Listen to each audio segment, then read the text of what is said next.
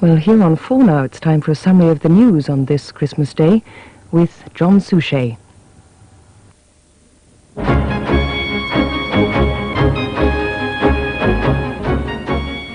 Up to 62 people aboard an Iraqi airliner were killed when it burst into flames at a remote airport in northern Saudi Arabia.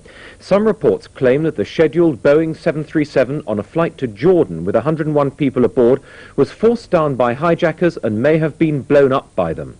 But Saudi Arabian government sources say just that the plane had to make an emergency landing and came down short of the runway. In France, the Iraqi ambassador, when told about reports of the hijacking, blamed the Iranians. 6 crewmen have died after an Icelandic freighter sank in the North Atlantic between Iceland and Norway. 3 men from the ship, the Suðurland, are thought to have frozen to death in a life raft. 5 survivors were pulled to safety by a helicopter from the Danish Coast Guard. They'd been dropped a spare life raft and emergency supplies by an RAF Nimrod from Scotland.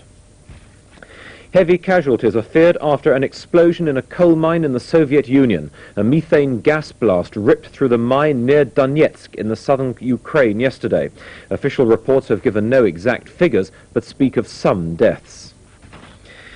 In her Christmas message, the Queen has said peace in our homes and love in our hearts could begin to solve the world's problems. She broke with tradition by speaking not from her desk, but from the Buckingham Palace stables, surrounded by children she'd been showing round earlier.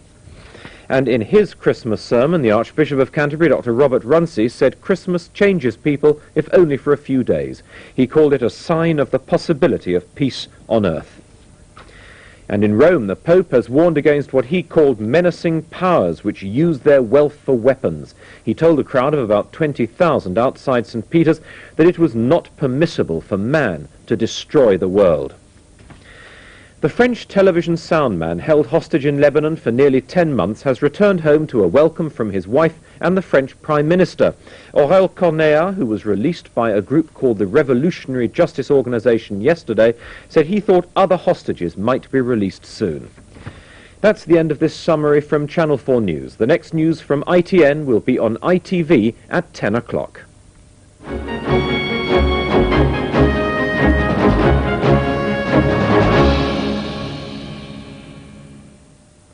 Now look at the weather, and watch out tonight if you're driving, as a cold, frosty night and local fog patches will mean some icy roads.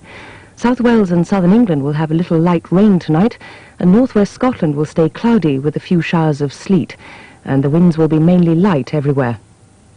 On Boxing Day, the sleet and rain showers will spread with a freshening wind across Northern Ireland, Scotland, northern England and Wales, with snowfalls over the hills.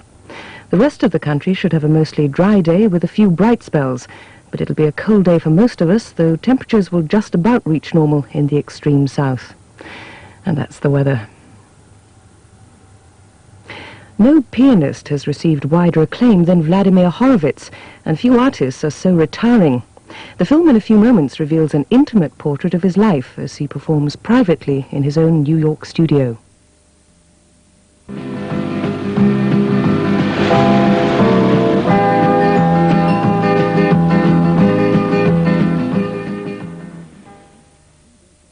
Save up to £20 on your holiday to Morecambe Bay. See TV Times and send for your free brochure and full details.